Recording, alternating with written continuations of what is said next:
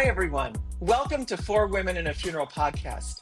I'm Lisa Bowie, author, coach, funeral director, and founder of Funeral Women Lead Foundation, along with a trustee on the Funeral Service Foundation Board, which is the charitable arm of National Funeral Directors Association. I'm here with our other amazing hosts who are women funeral directors, business owners, and senior leaders in our profession. Elisa Carr, President, CEO of Kelco Supply Company. Ellen Wynn McBrayer, who is the NFDA, National Funeral Directors Association Secretary, first woman ever. We're so excited about that. And president of Jones Wynn Funeral Homes and Crematory in Villa Rica, Georgia. Melissa Posey-Luce, our Senior Vice President of Communications for Security, National Funeral Homes and Cemeteries, sends her regrets. Unfortunately, she is not able to join us today due to some connection challenges, but that's okay. We'll have her on next time. And she says a big howdy to everybody. That's not what they say in Utah, though, do they? They say hello nicely, right? Right. So we have as a very special guest, who I'll introduce in a little bit more detail shortly, Christine Pepper, MBA, CAE, CEO of National Funeral Directors Association. And the reason she's here with us, especially this March, is because it's Women's History Month. And Christine has just hit a milestone anniversary with NFDA, 40 years. Yay! Yay. Congratulations, Yes. Christine. Big milestone. Congratulations. Hit in December. Yeah. So you've been celebrating ever since, I know, because I've seen some celebrations online, and there's been some really fun things that the staff I know and the board has done for you. And of course, I hope the association as well.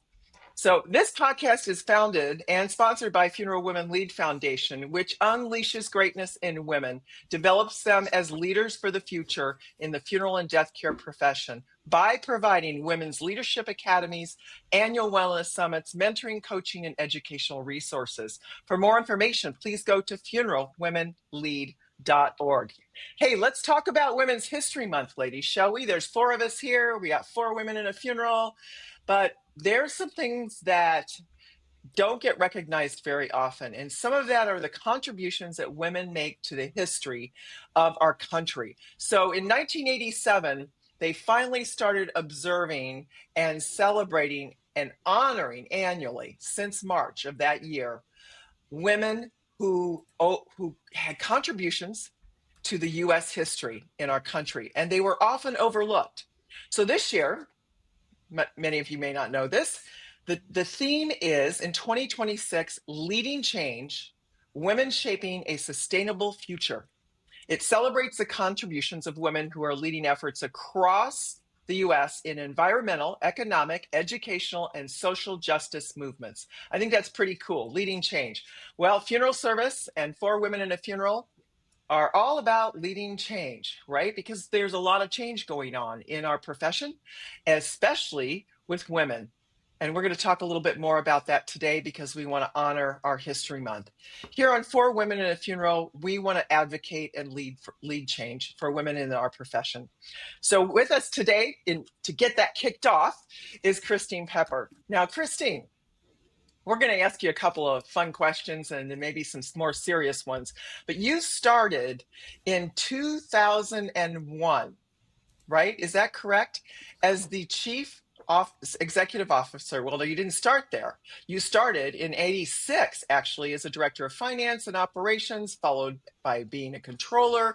9 years later, you were distinguished in your financial leadership and promoted to Assistant Director in 95. And later, you assumed the acting role of Executive Director before being named CEO. So since December 21st of 2001, you were the CEO. Right? Do I have that right? Okay. You have it right. So 1 year before they started celebrating women, 1987, I started here at NFDA in 1986. That's pretty cool. That's pretty cool. Well, you just got in there anyway, because you were surrounded by a bunch of men, as we know, and in many cases still are, except for your team members. NFDA continues to strengthen its position as the leading and most trusted association representing funeral service globally. For those listening in that don't know more about NFDA, please go to nfda.org for more information and to join this incredible association that all of us belong to. So it has over 20,000 funeral directors worldwide. I think maybe it should be called the International Funeral Directors Association, because it's amazing this last year when we attended the conference, I think that was probably one of the largest in Chicago, the international groups I've ever seen at NFTA. And it was great to see people coming in from all over the world. It was just fabulous. So Christine's leadership is grounded in a deep commitment to support members as they serve families with excellence, compassion, and integrity. She is also the author of a monthly column in The Director, which is their flagship publication. She's a sought after speaker and addresses audiences all over the world on areas of leadership, association management, and the evolving landscape of funeral service. Christine's active in the American Society of Executives, ASAE, and the Wisconsin Society of Association Executives and the Executive Forum, and she's past president of the Wisconsin Society of Association Executive, as well as served on several bank boards and association boards. She earned her bachelor's degree in accounting and real estate. I don't know if anybody knows it was real estate. So you had a double degree. That's interesting. And your MBA from the University of Wisconsin in Milwaukee. Born in, and many people don't know this either, she was born in Heidelberg, Germany. She immigrated to the United States right around kindergarten, had to repeat kindergarten twice, once in Germany, once in the US, right? Exactly. Came over with her mom and siblings in 1964, and in 1983 became a US citizen. She resides in Oconomowoc, Wisconsin, and is the proud children and mother of two, Zachary and Delaney. Christine, welcome.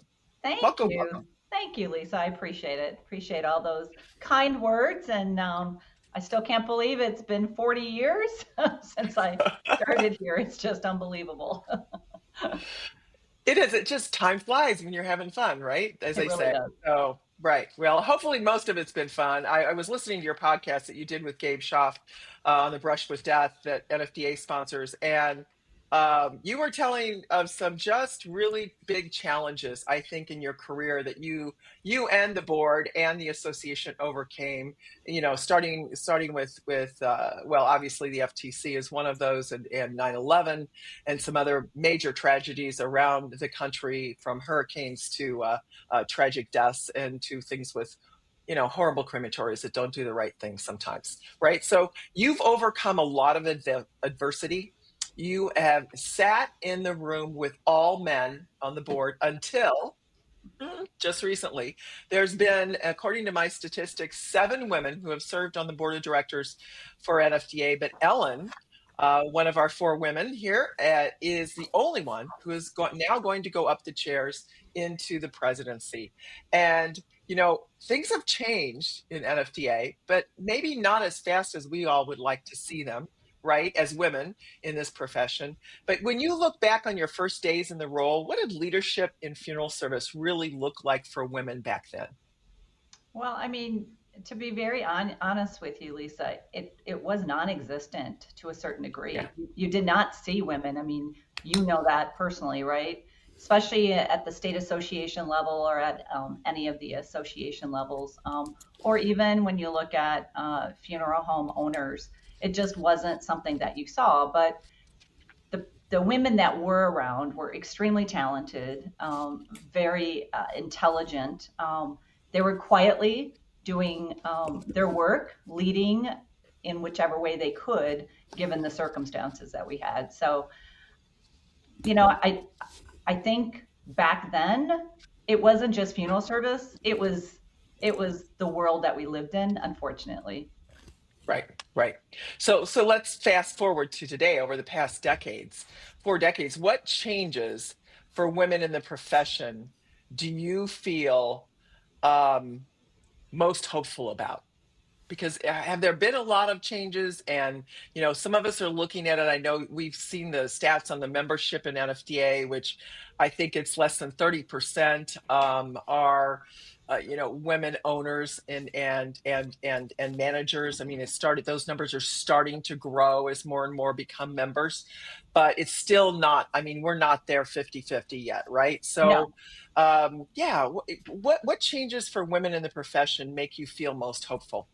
I think what gives me hope is visibility. We're seeing more women more visible. So we're seeing at the state association level, many, many women have been presidents of their state associations.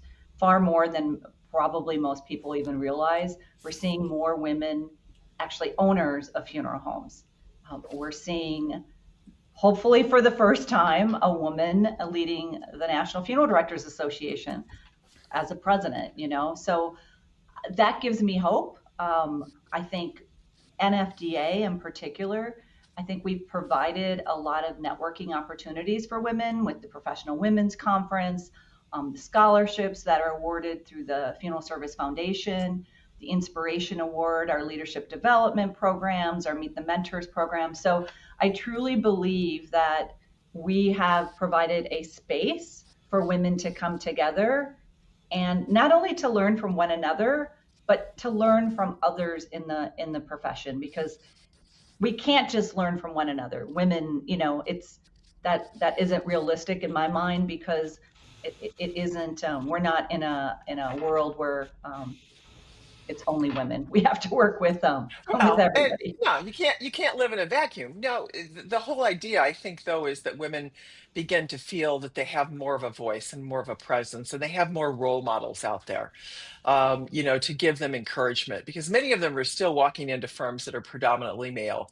Many of them tell us that they are not feeling loved and well cared for, or empowered, or trained, or developed, which is why PwC Professional Women's Conference, which is, by the way, coming up this May. And if you don't have your tickets or your hotel room, by the time you hear this podcast, it might be a little late. But if you do want to, just go up to the NFDA. .org, and you can register there. And we're going to be joining all the women in NFDA and others who are visiting, coming to Tampa, St. Pete, right?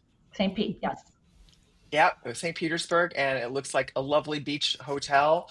We'll be there at May 7th, I think it's 6th, 7th, 8th, 9th, if I have my days right. Yep, 6th through the 9th. I Yep. believe so. Yep.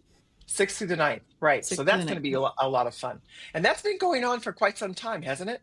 It really has, Lisa. And I think that what the Professional Women's Conference does is it provides a community for women to come together and to talk about, you know, whether it's personal struggles they're having, professional struggles, because we've all been through them. And sometimes we just need somebody to listen to us and get some advice from others. So I think it's important for women to support other women, you know, whether it's in funeral service or anywhere else. I totally agree. So personal struggles. Okay. So let's go there. Let's share a couple of those around the room here. So who wants to go first and talk about their most personal struggles, on live podcast that Can they I have as a woman in this profession? Yeah. may I Elisa. kind of step in and I want to ask Christine a question, as it relates to what we were just talking about, like from early history to today. I mean, your struggles maybe, or some hardships, the challenges that you faced when you first came to NFDA, and as you kind of worked your way up into the different roles, what was your experience being a woman? I mean, I can't imagine there was many other women around you in there. Was it really heavy, or did you not really think too much about that? I mean, in the beginning, I really, you don't know what you don't know, right? So I came into my role at NFDA right out of college. And so they actually really did respect me for what I brought to the table, because one, there was nobody else at the association that knew anything about accounting and finance. So, I mean, truly. And so they had to rely on me. And I think I proved myself very, very early on in my career here at NFDA, because within the first 6 months, we actually had a very in-depth IRS audit, which one really gave me the opportunity to go back 6 years to learn about NFDA. So it really kind of gave me a head start to learn about the association. But what it ultimately, I think, ended up doing, it proved my worth to those that I worked with here at the association and the volunteers, because we came out and I was able to negotiate some pretty reduced fees, and in the end, I think it was really, really good for me personally. At the time, I don't think I thought that. Yeah. So I mean, I like maybe felt you a don't lot. even realize it. You know, you Exactly. don't I thought realize I how was an heavy Oh, it expert. is. Right. Yeah. Just right out of Until college, and it's like, okay, there's nobody around to help you. And I think, like many of us, yikes. you figure it out, right? We figure it out. Yeah. yeah, yeah. IRS audits are not fun, Nope. especially when people don't keep receipts. Yeah. So Correct. been there, done that. I mean, after Mhm. my dad died, and as I was offered the opportunity to buy Bowie, a lot of times when a major owner dies, just an FYI, that can trigger an audit depending on how their estate is handled. When there's a business transition or you buy out a partner or things like that, that could also trigger audits. And then if they see lots of income going up, and then all of a sudden, boom, income goes down and they don't get their money, Right. not against the IRS, but that's gonna red flag you, right? So Mhm. audits are pretty intense. How long did it go on for you? It was probably 18 months to 24 months. Yikes! Oh, wow. Yikes! Yeah. Wow. And then we kept going back and forth because we were charged with some pretty severe penalties. And I just was very like I wasn't gonna say, okay, we're gonna pay whatever that initial amount was. We went back and forth quite a bit, and I was ever able to prove to them that it wasn't done intentionally. Obviously, again, I wasn't there, so I was only basing it off of the information that I could gather. And I actually ended up proving that it wasn't intentional. And I think that's why they were able to negotiate the fee. Awesome. So Mhm. that's a great question that you ask, Elisa. Yeah. That's a huge hump to get over, and just to prove yourself with this whole group. I mean, most of the staff, I'm assuming, were all male. Yeah, Definitely the board of directors were, and they're watching you, right? So here you are, a new kid on the block, straight out of college. You right. just get that German inner strength in there. See, I come from Exactly. that good German Bowie background, right? Yeah, the genetics just kick in, right? Absolutely. Absolutely. That's all you can do. I mean, you're in the job, so you have to make it happen. You Yeah. do have to make it happen, and that's part of resilience and getting over some of those really hard things in life, right? You get through them, and you do your best. So I think that's awesome. So were there any big barriers for your advancement, do you feel, in NFDA at all during your years as you grew into different roles? I think in the beginning, because most of the executive directors that they were hiring, they were all men.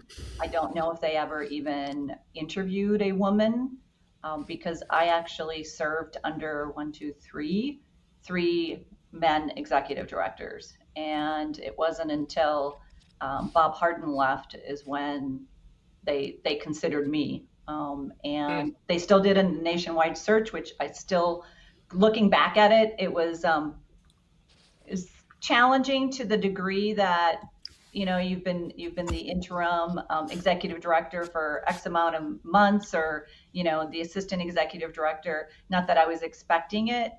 I think it was good that they did the nationwide search, because then I could. It was more proof that I was the right candidate.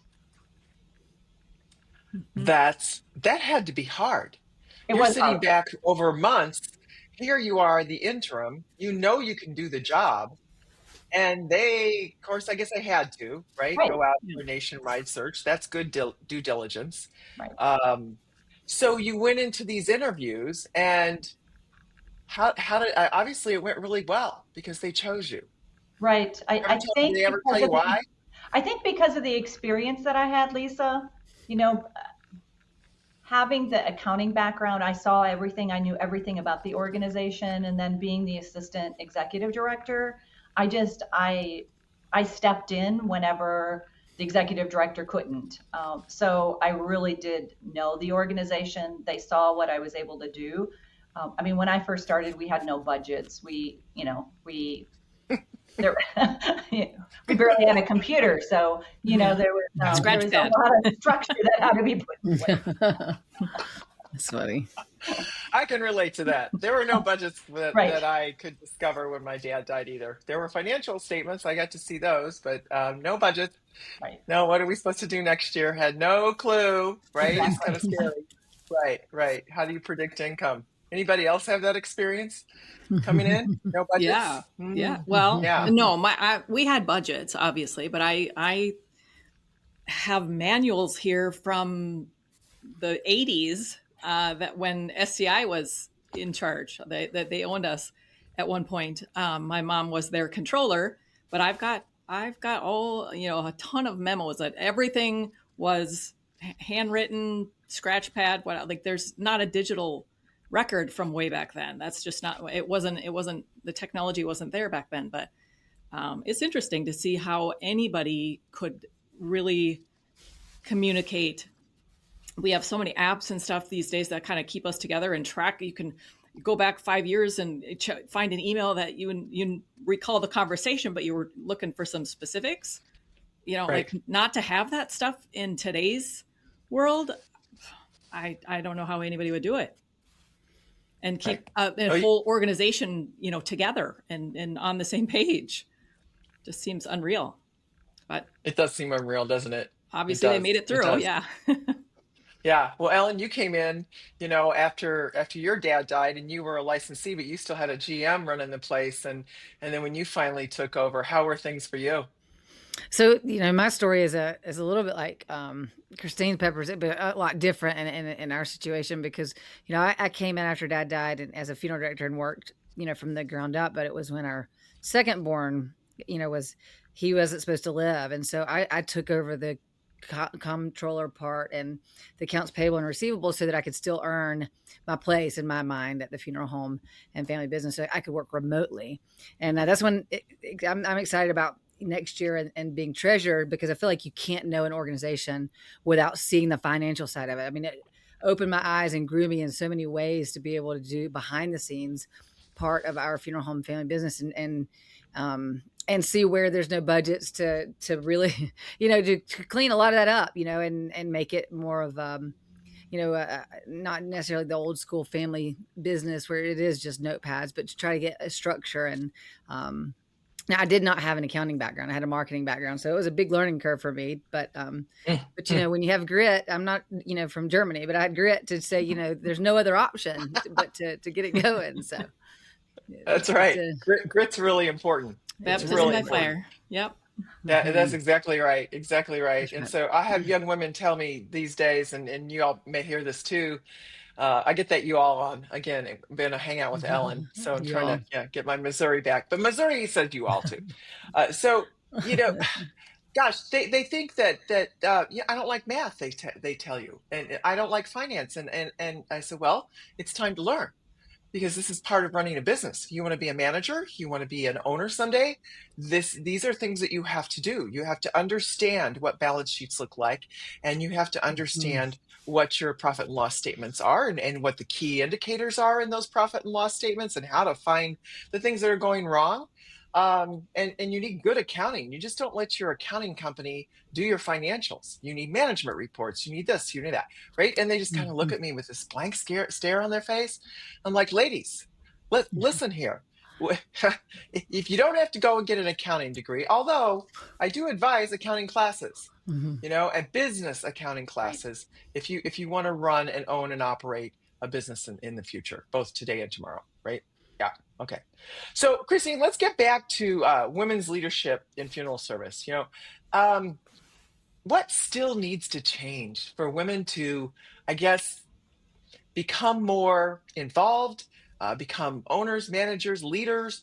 How do they get there? What in your opinion, what needs to change in this profession, both in the profession and what do women need to do? So let's take it from both sides here. Absolutely. I think we need to really look at the confidence gap. We need to close that. I think there are a lot of opportunities, but there's a lot of hesitation, I believe, with women because they don't have the confidence. And so Mm, I think we second guess ourselves. We wonder if we're ready, and we may think we just have to keep preparing ourselves until we're ready. And at some point in time, I'm sure all of us have done this. You just have to jump forward. You have to just be in the game, and you can't keep second guessing yourself. And I think that and I believe that the community and the networking that we're providing at NFDA and at some of the events that we hold are helping with that. So it's not just encouragement.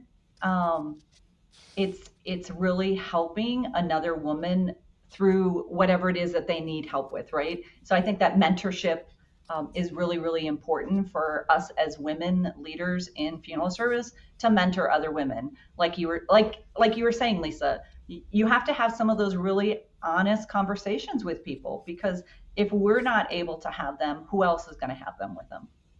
Right, right, right. It's funny you said that too, because I read a study once that said men will just run for a position if they feel a calling or a desire to be helpful. Women will wait statistically longer until they feel like they're ready, there's been studies done that women do hesitate longer than Right. men. Why do you think why do you think women do that? I don't think all women do. I know there's some real go-getters and they're real proactive and they just charge ahead. But why do you think there is that hesitation? Is it belief I in self? I What's do. holding them back? I do believe it's confidence. People are scared to put themselves out there and make an error in some way, and then sort of have that looming over you for the rest of your career. I think they, from our perspective, I think we've all had great mentors, right? The women that have come before us have opened doors for us. So this organization, Funeral Women Lead, I think it's our turn to hold them doors open and make sure that there's more women walking through those doors. And by supporting them with programs that give them confidence, I think is going to get them there. And making definitely. mistakes isn't a bad thing. I mean, we No, have to no. we No. have to make mistakes in order to move forward. But I think We do. when you don't have the confidence, you don't want to make those mistakes, because you feel as though that's gonna like personally affect me going forward, and other people are gonna see me differently. And I do think that Right. that's the difference between men and women, because men are very quick at, they may make a mistake, but they just keep moving off to the next thing. And I think women, we tend to, like, I know it myself, I overanalyze and analyze, and what could I've done different, So I have all of this like talk going on. Mm, And mm. sometimes that talk that's going on takes over, and you just have to be able to, put it over to the side. Either that or listen to it and learn Right. for next time. I mean, Correct. it's called, lessons learned. You got to make mistakes to grow. So Absolutely. Yeah, I feel like if you don't make a mistake, you're not trying hard enough. You really got to just dive in. And I tell my children all the time, I'm like, especially middle school girls that are twins, they're like, I don't want to, I don't want to go in there and blah blah blah. And I tell them, like, you need to walk into every room, like everybody that's there are your best friends. That everybody there is excited to see you, because confidence isn't a naturally given gift to anybody. You have to work at it, just like working out and taking care of yourself. And I do agree it should be talked about more, to have confidence to keep going. And I love the new video trend that's going around now. I don't know if y'all have seen it, but like these women will go lay down in the middle of a gym and they'll say, this is going to be proof that no one really cares what you do in the gym. And I think we have, worry people are actually, everybody else is thinking about what they're doing. Nobody cares. Like, and it's funny because they'll be laying in the middle of the gym or be like eating a sandwich or something, and nobody's watching them. When they walk by, nobody cares, because everybody's worried about their own internal stuff. It's a pretty fun trend going around now that it's pretty meaningful if you think about it. So are you saying that's what you're doing in the gym, Ellen? Eating No, a sandwich and laying down? exactly. Yeah. You're working out for some kind of run, right? So Yes, I'm doing it in Washington, D.C. right before advocacy. So the Blossom Cherry, weekend, I think that's what the festival is called. So it's actually not half a marathon, it's 10 miles, but I'm excited about it. So that's cool. That's cool. So are you already running 10 miles? I haven't gotten to 10 miles yet, but I've gotten to 6 and 7 to 8. I got to 8. So That's awesome. Good. Awesome. Good job. that's awesome. I'm not going to tell you how long it took me, but That's all right. That's all right. Doesn't matter. Doesn't matter. It matters that you're not giving up, and it matters that you're going to go do that, right? And it's been on my bucket list for a while as a goal. And it's kind of goes back in parallels what Christine Pepper just said about, I was trying to wait until I was ready to do it. Well, this time I just signed up as a motivation tool. Either way, I'm going to get there one way or the other. But I was like, I'm going to go ahead and pace myself, sign up when I'm not ready, and we'll see how to get there and just go for it. And so that's what I did because I had wanted to do it before I turned 40. It got to in my 40s. And so now my goal is to do it before I get in my 50s. So here we go. So this is the year. That. This is the year. No more kicking the bucket. Yeah. Yeah, this is That's the right. year. Okay, so we just talked about big mistakes, or it's okay to make mistakes. How about Christine? You answer for us. What do you think is your biggest mistake you've made in NFDA in your 40 years? That's a loaded question, and just give us an example, because I think we've got to be able to talk about the things that didn't go right. Absolutely. And what we did about it, right? So what do you think is one of your Yeah. biggest challenges, mistakes slash? I would say it was when I did become CEO of NFDA in 2001. And right after that, I was looking to make a lot of changes. And I just started to move the organization forward, because as the assistant executive director, I'm sitting there going, you know how you say to yourself, if I was the CEO, if I was the boss, I would do X, Y, and Z. So of course I had that in my head, and I started to move on some things. And at some of our board meetings, they slapped my hand and said, just hold off. You're going a little too fast for us. Pump the brakes. So that was, but I also believe I needed to make that decision, because I needed to know where the board was. Because for any of you that have served on boards, which all of you have, every board is different. So the board this year is going to be the board is different from next year. So I could propose something to a board this year and the exact same thing 5 years later, and you get totally two different results, right? Yeah. So I just had to go out on a limb. I talked to my senior leadership team here at the time, and we said, okay, these are just some of the things that we believe we need to start moving forward on. And they're like, no, not quite yet. Which Things that don't was move okay fast, too. do they? I'm sure. In an association the size of NFDA, I would imagine that there was so much you wanted to do, and it took so long to get there. But do you believe you've accomplished everything that you kind of set out to do back when you thought back then, I want to get here, I want to do this, and the association needs to do that? No, still not. What's not done yet? What's Still not done not. yet? I think, when we talk a lot about the allied professionals, within funeral service, and we're constantly, they're constantly new organizations, coming into our space, death doulas and celebrants are obviously not anymore, it's not something new, and there's always this negativity amongst the majority of funeral directors, because everybody's fearful that somebody's going to come into the space and take that space away from them. And my goal always has been, how can we just work together? Because if we can work together, we can accomplish so much more. Lifting all tides. It's always been one of my goals. I believe we continue to move in that direction, but I think that's just going to be continuous, because there's always some challenge that's going to come through the door that we're going to have to address. And I just think we have to be open and flexible, and we just have to work together. That's probably the best advice I can say. Well, and we hear some naysayers too. It's like, wait a minute, why all this women stuff all of a sudden, right? Why are we focused on women? Why this, why that, and we kind of sometimes feel like we're defending ourselves for focusing on developing women for the future to become owners and managers and leaders in our profession. And that's kind of silly question, right? 75% of graduating from mortuary school. More and more women are coming into our professional, in the allied professionals, the supplier side, the cemetery, the cremation side. I mean, you see them. They're at every convention you go to. There's probably more women attending now than ever before. So does it make sense that we give them some help and lift them up a little bit, right? No, absolutely. But I think what ends up happening, I have sometimes men say to me, there's a professional women's conference. Do we need a professional men's conference? And it's like, that's not the point of this. All the past events have been predominantly men, so here, this is a space for women to really they're able to connect with other women.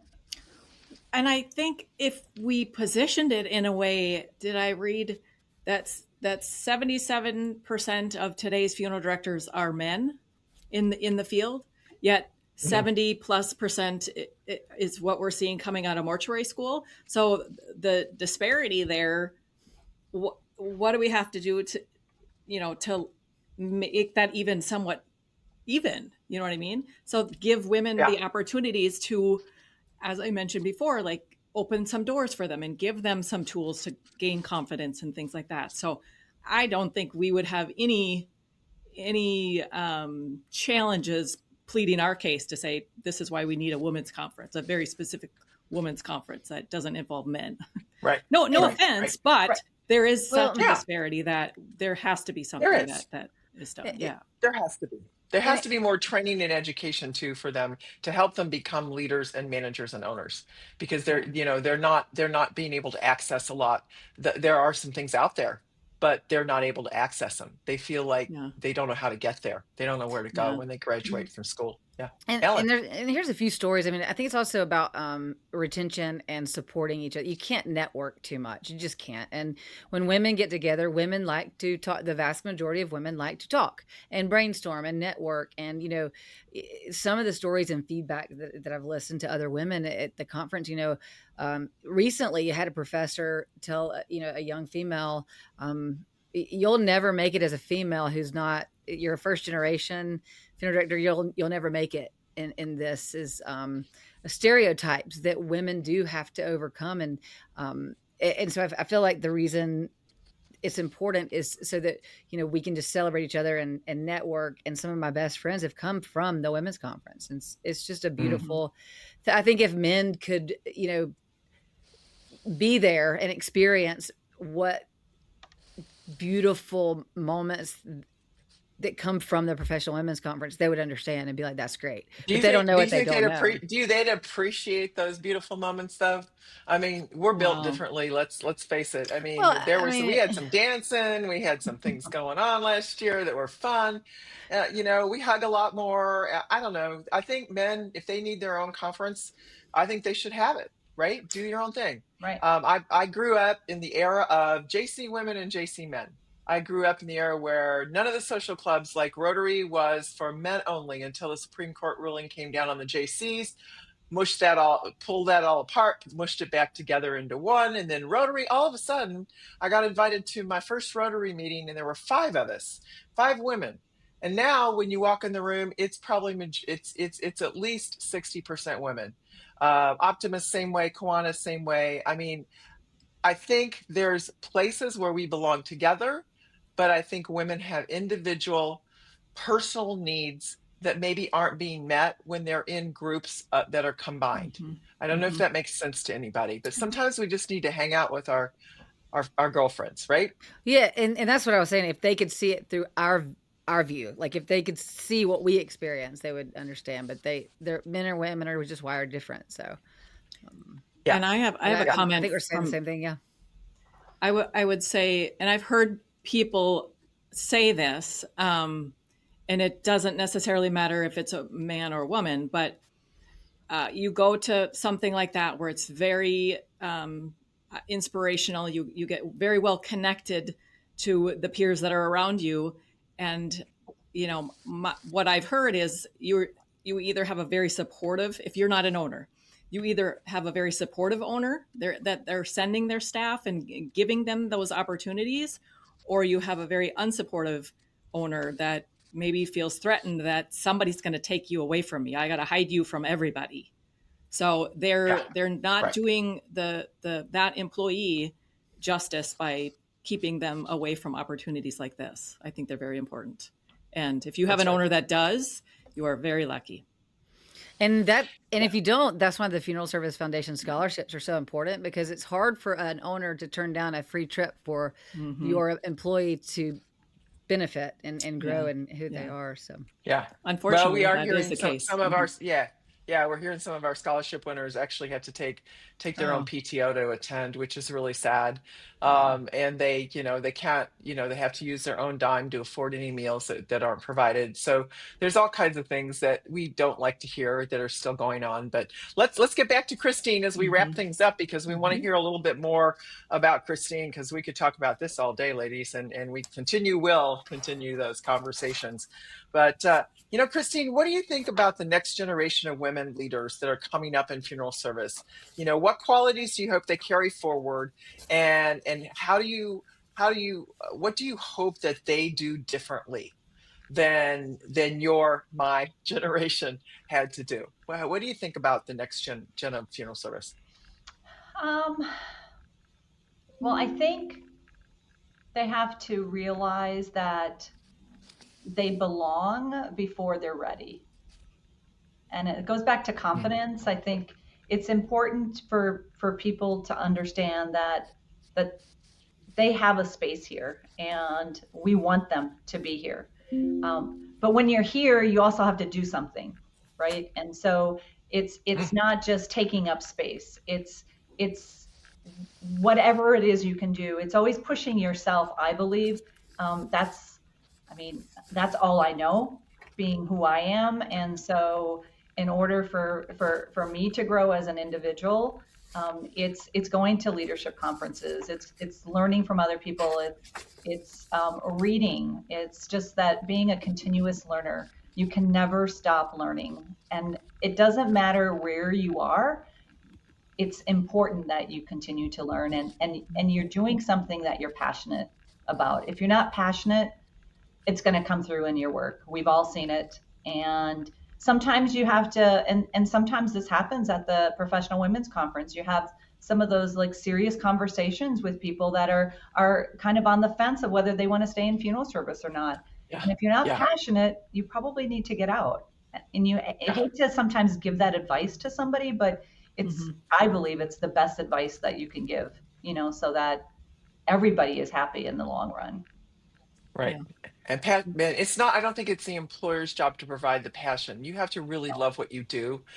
But if you're with a difficult employer that just is not supportive of you at all, and you're Hmm. feeling that burnout and lack of support, lack of development is present, seek another employer.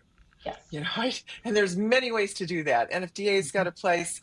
Selected has a new job area where you can find things. Reach out to us, and we'll try to put you in touch with people that are looking for great employees. Right? So don't give up. That's, I think, one of the things we'd exactly. also say. But right. But if you do lose your passion, sometimes that can be because of your current environment. Maybe you Hmm. need to take a break for a Hmm. while too. Yeah. There's always Mhm. that. So all right, Christine, 40 years of leadership. What does legacy mean to you, both personally and for the future of funeral service? I think legacy is not about tenure.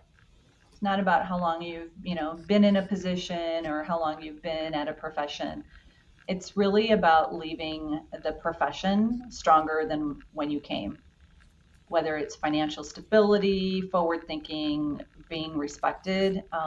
So to me, that's what I hope, is that I've left not just NFTA but funeral service in a better place, because I don't think that all funeral directors believe that the impact that funeral directors have on society is tremendous. I mean, you really have the future of somebody's life in your hands to a certain degree. If they've had a good funeral experience, they will have a good life, I believe. If they've had a bad Yeah. experience, you put them on a bad path. You see high increases of suicide and just depression. And some of that does come from not dealing with your grief, right? And I'm not putting it all on the Mhm. shoulders of the funeral director, but we also know that funeral directors can't do cookie cutter funerals anymore. So I think it's not just the legacy, that I may leave. It's the legacy that all of you are leaving. All of us are leaving to the people that are coming through the front doors of funeral homes. We need to make sure that they are taken care of. as best as we can. That's great. That's great. Well, thank you for your 40 years of the legacy that you've brought, for starters, to the profession, and being a shining example of the first woman executive director, probably of any large or any national or international association. My guess is yes, that's true. And continue to be in charge of and overseeing the largest international funeral service organization in the world. So congratulations for that, Christine. We're so happy to have you with us. We're proud to know you both in your capacity and as a friend. And we're excited to see what you do next. And ladies, next coming up, we have a little anniversary celebration for us coming up for the Funeral Women Lead organization. We actually launched in March of last year, so we'll be celebrating a little 1 year, kind of having a little party online, and that's going to be on Thursday, March 19th from 4 to 5 p.m. Central. And so invitations will be in the mail. Watch your newsletters, watch social media. There'll be some stuff coming out, and kind of like when we celebrated, I think, Ellen's election. We may show a little champagne. We should have had some champagne here for Christine today, and some balloons and hats. But we're just really proud of you, Christine. You're leading the way. You have a legacy of service to our profession that is unmatched. And we hope that all the women out there are watching you and will follow you in many similar footsteps. And thank you for just being the great role model that you are for women all over the country and all over the world. So thank you again for joining us. Yeah. Amen. Ladies, Amen. Thank you. Amen. Yeah. Amen. This is 4 Women in a Funeral signing off for today, and we hope to see you again in April. Join us. Thanks for listening. 4 Women and a Funeral is a Crabshell Media podcast.